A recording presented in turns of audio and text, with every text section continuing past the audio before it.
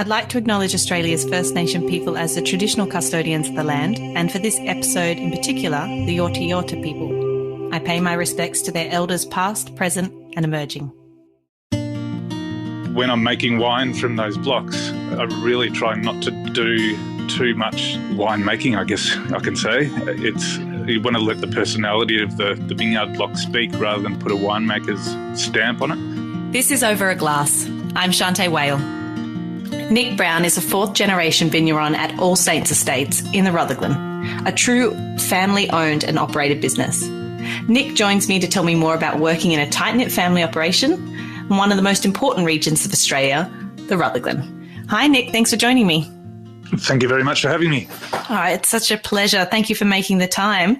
Now, you are actually, you herald from an amazing estate and grew up in the family winery of Brown Brothers. Tell me a little bit about growing up as you. Well, it's probably in hindsight, it was really lucky growing up in it's such a beautiful playground of a vineyard and winery, but you don't know that at the time, I guess. So you don't appreciate it not until you get older. And having kids of my own now, I can see that they really have a ball running around where they live, and very fortunate. But firstly, living in the country is a beautiful experience growing up. And having siblings and cousins to join the fun is great as well. I imagine so. I mean, it's not the safest place for kids to really run around in a winery, is it? But what do you remember back of those days? And what's your first memory of noticing beverages or noticing kind of wine? I mean, what role did that play? Do you remember a moment where you were like, oh, this is a thing that my family does? It wasn't until I was older, but when we were running around the winery in the vineyard, I remember vividly Mum telling my sisters and I on the weekends, I'll make sure you're home before it's dark.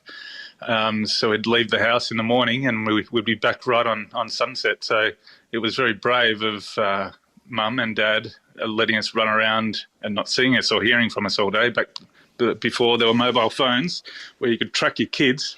But yeah, it was awesome. I wouldn't do that now with my kids, but times have changed.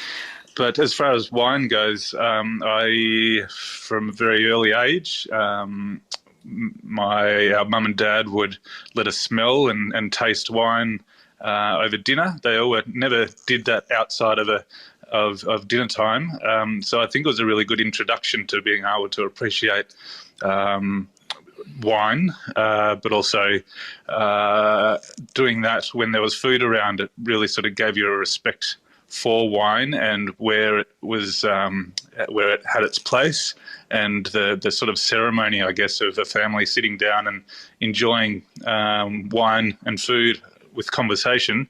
And it really hit home when I went away to boarding school, where there was a bit of I guess, an excitement from the other boys when they were away from their parents and they were discovering alcohol in general, and they didn't appreciate the wine like I did growing up. Yeah, I think I don't know if it's something to do with being asked a question or when your parents say to you, put your nose in this and smell this, that you just feel a little bit more adult, even if it's just because someone's asking you, what do you smell? It seems like a kind of loaded question, but I remember my father doing the same thing, and you feel, like you're being taken quite seriously because they're asking you, what can you smell in the glass, which I think is pretty poignant when you are quite young. So what happened in terms of when you decided after school, you end up doing a geological engineering course, is that right? I didn't know what I wanted to do towards the end of school. There was a lot of, I guess, pressure from teachers and peer pressure from mates in having to decide what we should do, or just making a decision, basically. And we have a family rule that Dad set up years ago, that we can't get a full-time job at home until we do 4 years somewhere else. It can be in wine, or it could be in whatever field that we were interested in. And towards the end of school, I had a few mates that were pretty keen on geological engineering, so I deferred my geological engineering degree at Melbourne Uni and decided to go down to Tasmania and worked in a mine for about 5 or 6 months. And that quickly cured me of any faint interest in geological engineering, drilling core samples in the middle of an open cut mine in freezing temperatures in the northwest of Tassie. So that was an experience, which was great to have the experience. But I went on and did various other things, travelling and working in other fields after that.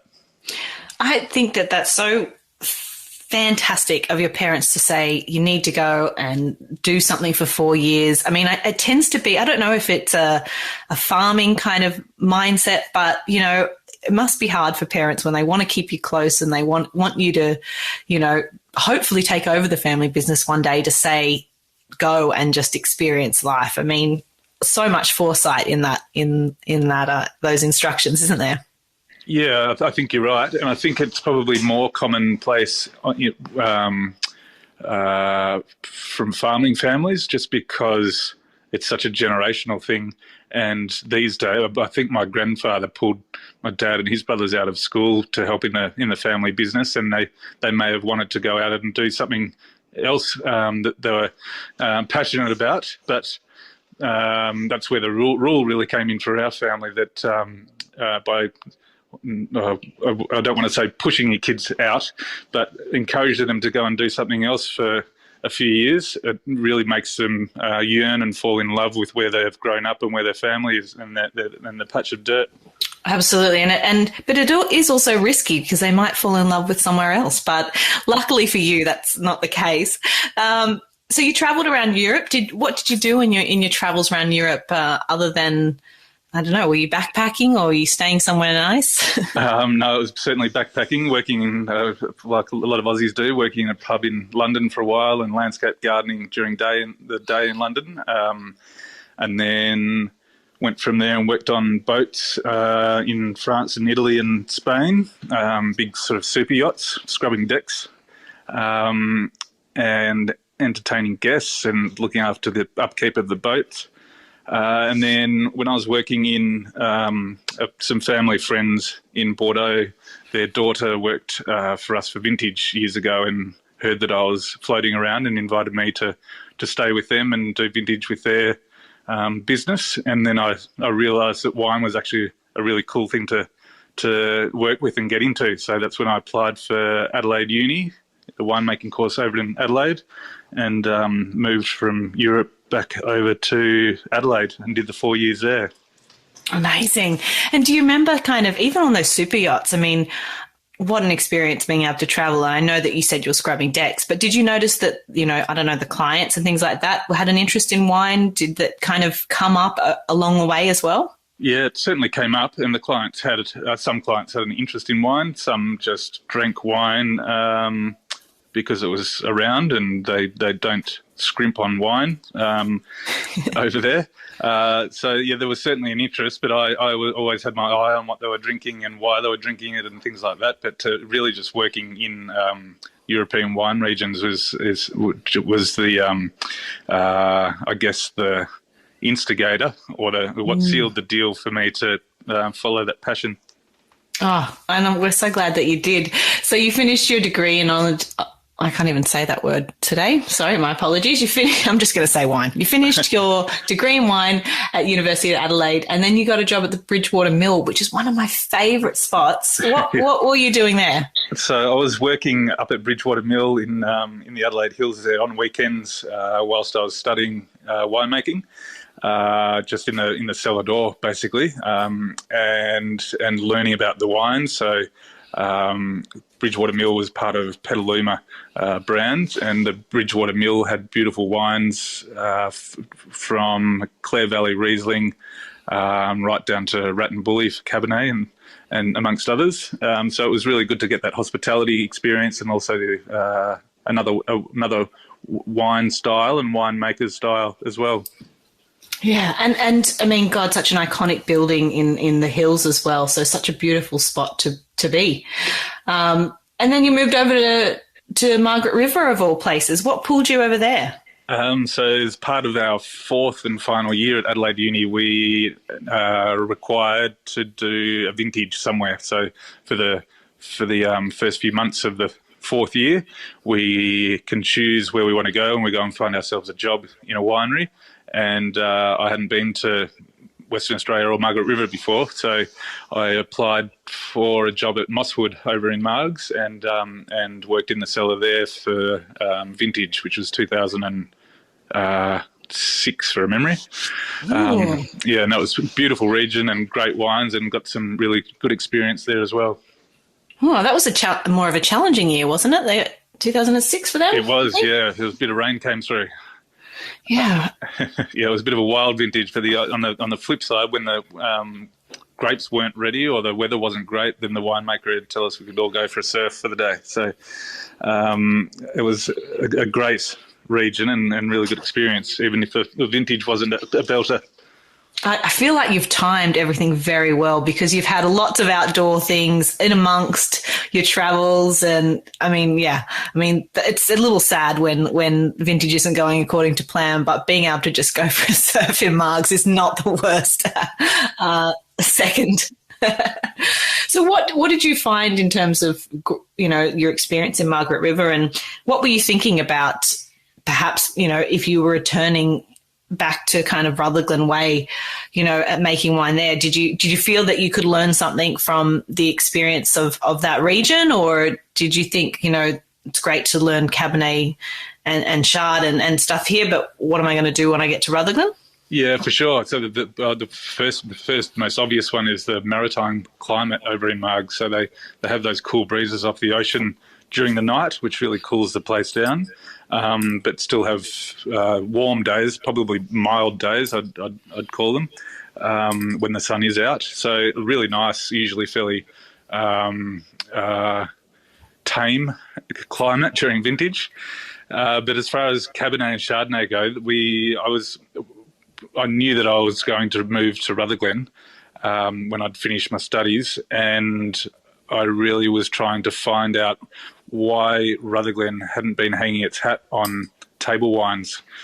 We all know and love the fortified wines, and have done for over 100 years, but we have such a beautiful climate here that I couldn't see of a reason why we can't make a great Cabernet or a great Chardonnay here as well, just with our beautiful climate, albeit different. We do have cooler nights in the harvest period, and we certainly have our fair share of hot days, but there's also years like this year where we have beautiful non-extreme, fairly temperate harvests. Yeah, and that really showcases in some of the varieties that you grow as well, in that their expression really does reflect those kind of cooler nights. And so, really valid to be producing some great Shiraz and some great Durif and, like you said, great Cabernet as well out there. How did your return back to the family and the family estate all come about? How did All Saints come about? So my final year of uni over in Adelaide, our dad was killed in an accident, a road accident, and my two sisters and I sat down and discussed what we wanted and what we should do, and there were basically three choices. We get someone in to run the place, or we sell up, or we give it a crack ourselves. So we all decided that we should give it a crack, all being young and fairly naive. Thought, how hard can that be? But in our we had some youthful wisdom in that we decided to divide up the roles. So Eliza, my older sister, being the eldest, she took on a lot of what Dad was doing, so finance and wine club and that sort of thing. And my middle sister Angela took on sales and marketing. And then with my sort of new experience, I guess I went into the vineyard, but was focused on vineyard and winemaking and that sort of thing. So we had clear roles and position descriptions, and we set up a little board that we each reported to every couple of months to keep things all above board. Well, that sounds like it was very logical and very sensible of you all. No fights along the way between siblings. was the conversation, I imagine, and I'm so sorry to hear about your dad's accident, but was the conversation a little bit about what you thought perhaps he would have wanted of all of you? Yeah, yeah, it was.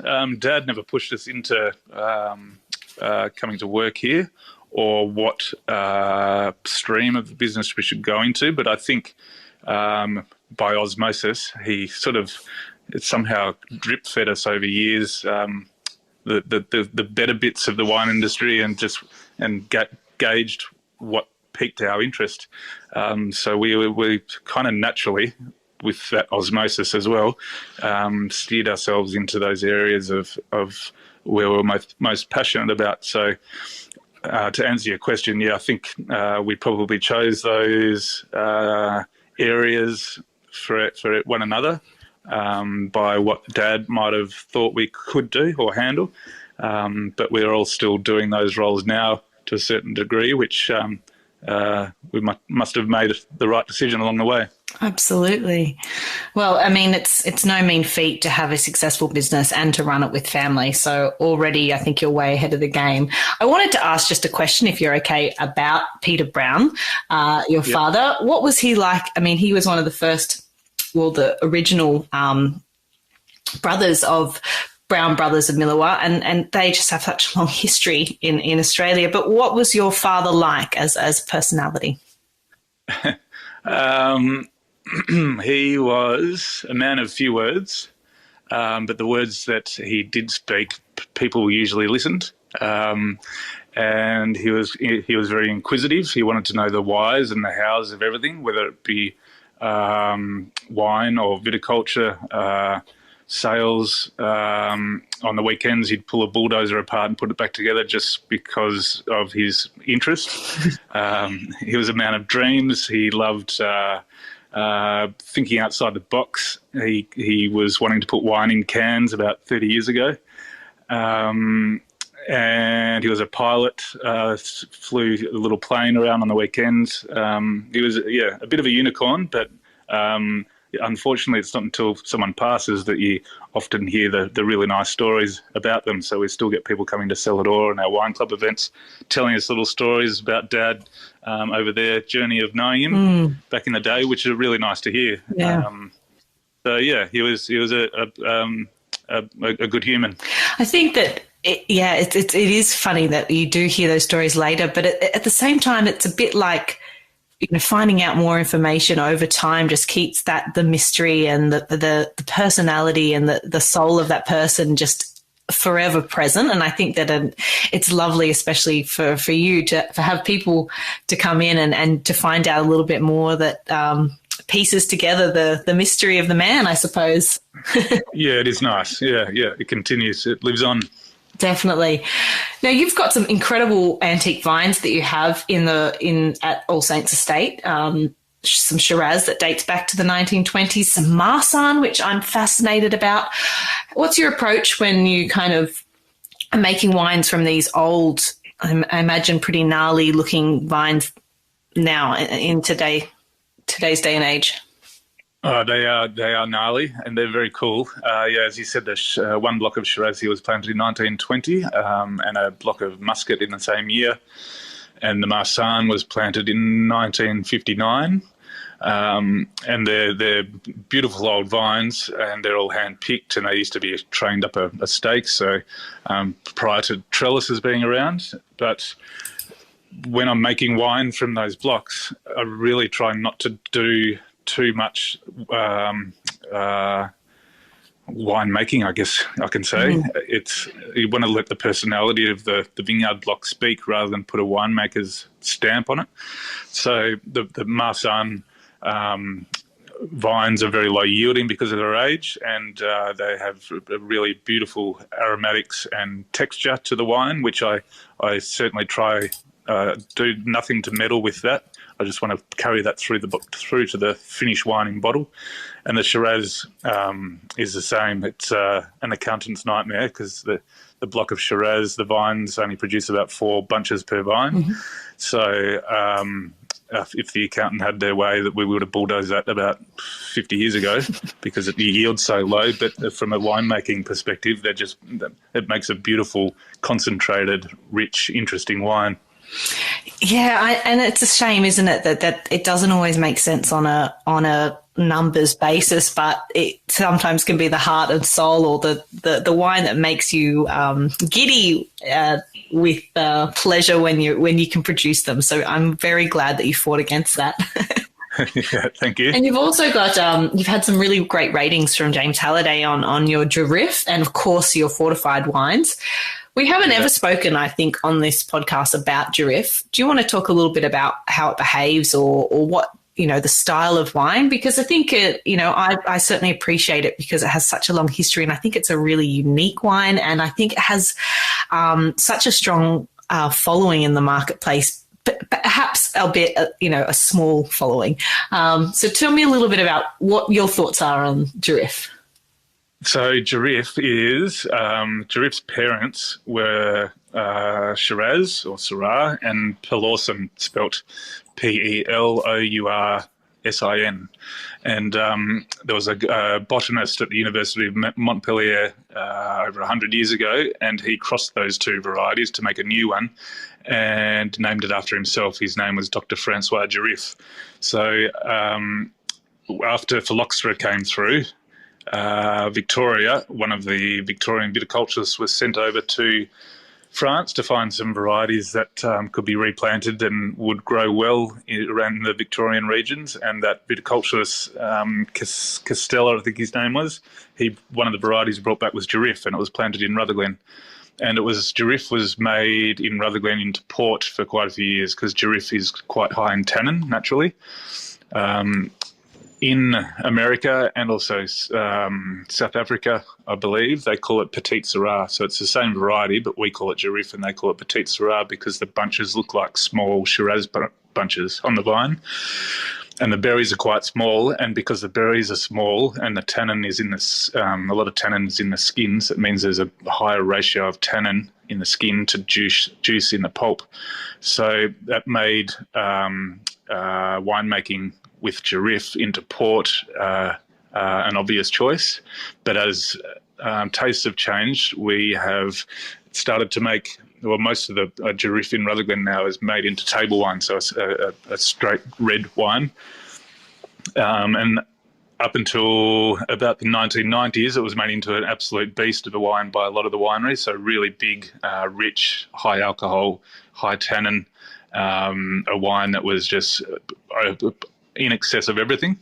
But in more recent years, with the younger generations coming through, particularly of the different wineries around here, we're fashioning the wine into a softer, more approachable style. It's still unashamedly huge in colour, really deep red colour, and still has plenty of tannin, but we're not trying to over-extract the variety to make it as big as we can. We're trying to make it approachable to younger generations of wine drinkers.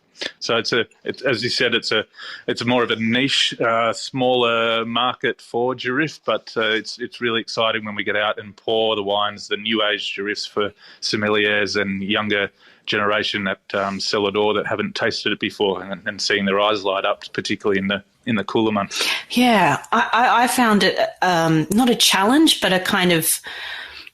Maybe a challenge, maybe something that I wanted to take on a little bit in my career, because I really enjoyed the progression of what I saw of Giriffe over time, and I still remember it from my first times of working in a retail store and trying those big inky alcoholic numbers, and I still think there's a place for that style, but I really enjoy where it sits today with nice acidity and like you said, there's some really nice kind of grainy tannins to it, but maybe not so extracted as well. But in the wine world, we talk about Valpolicella and we talk about Amarones, we talk about these wines, and I think Giriffe has a place, and it can be a really delicious wine. It's a shame that it's that I don't see it more often. So I kind of thought, I'm going to make it a bit of a bit of a thing for me that I'm going to harp on about Giriffe when I can.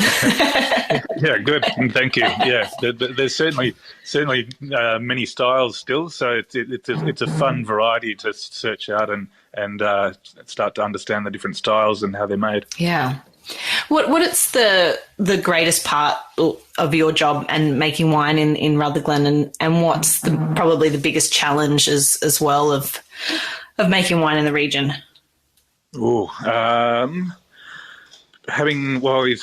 Australia in general, having not very strict rules around what we can plant and where and when. And when we can harvest whenever we like. So we're very open for adaptation and change. And Rutherglen has such beautiful weather usually that it's usually on our side to be able to experiment with different varieties and different Beaumet levels, and also introducing the next generation of wine drinkers to our wines. Now that the styles are changing as well. And also, can't forget the fortifieds. As I mentioned earlier, they're beautiful old fortifieds. We have stock in barrel here over 100 years old. So being the caretaker of such beautiful wines that past winemaking generations have put a lot of time into, and I'm the caretaker for them now. It's a great responsibility. The biggest challenge, I guess, is showing people that we don't just make beautiful fortifieds, but we can make amazing table wines as well. So all the wineries in Rutherglen make table wines now, and it's almost impossible to find one that you don't want to go back for a second, third glass. So we've really made a lot of progress, and showing people the region and what we can grow and make up here is really exciting. Yeah, I've actually even said to some of my family members, drive up for the fortifieds and stay for the table wines, because I think that it gets them out there, but then they're almost pleasantly surprised. Oh, they make some really great wine out here. And I always kind of roll my eyes in the background like, yes, I have mentioned that once or twice. Spread the good word. Thank you. Absolutely. And now I hear that you guys are doing a pretty amazing museum release, which is coming up in June sometime. It's pretty rare these days to be able to sit on some great museum stock because of the demand in market, because greedy somms are always trying to get their mitts on back vintages. So how has that come about? And it looks like you've got some really special wines that you're going to release to the market, which is incredibly exciting. It is exciting. We've been, my sisters and I, we've been putting wines down into what we call a family cellar, an underground cellar, for over 15 years now, 15, 20 years. And the time has come to open throw the family cellar doors open and give customers the opportunity to buy some and appreciate them as well. So we did a big tasting fairly recently, and things like 2009 Family Cellar Marsanne is drinking beautifully. As you would know, Marsanne develops so gracefully in the bottle. It morphs into these honeyed and marmalade characters over time, which are just delicious. And we have some wines from 2008, particularly the reds. That was a drought year, so really low yielding, concentrated, aromatic, beautiful reds. And 2013 was a belter as well. So it's really exciting to have a look at those wines and then offer them up for customers' enjoyment too. Absolutely. And knowing that they've been looked after, in your cellars, there's no that question of, where did they come from, and have they been sitting in a hot room under someone's dodgy bed for a long time before I, spend the money on them. But I think that's so exciting. And I'm such a big Marsanne fan. I don't get to see them very often, and they just morph into these really complex and otherworldly flavors that are so exciting. So good on you for having, or to your whole family for having the patience to do that and to be able to treat other people other than just your family to those. I'm really looking forward to that release. And Nick, I tend to ask everybody about just a little insight into you. If you could only drink 3 beverages for the rest of your life, what would they be and why? Oh, wow. I know. Sorry. Three beverages one would have to be a great gin and tonic. It's in the warmer months. That's my go-to sort of knockoff drink of choice. And then it'd have to be a beautiful GSM or Cabernet blend, and finally an old Rutherglen muscat. I'm so glad you said that, because I'd be upset if you didn't. And you'd go muscat of all the fortifieds, and you'd choose a muscat? Yeah, I'd have to. It's a toss-up between muscat and muscadel, which we used to call Tokay. But, I think muscat's my style.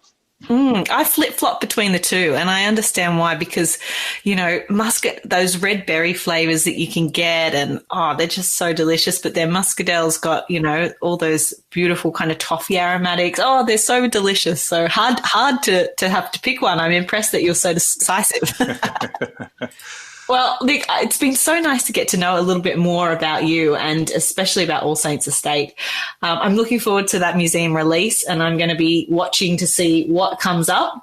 Thank you so much for spending some time with me. I really appreciate it. And like I said, the Rutherglen is such a special place in our Australian history, a beautiful part of the world, and I always encourage people to go out there. It's not as far as you think, and it is worth the drive. So thank you so much for being on the podcast. I really appreciate it. Thank you very much for your time, and see you up here soon. Can't wait. Thanks a lot, Nick. This is Over a Glass. I'm Shanteh Wale. Stay tuned for more stories from the world of wine and drinks. Listen in every Thursday on your podcast app. Follow us on Instagram at overaglasspod, and contact us at overaglass@deepintheweeds.com.au.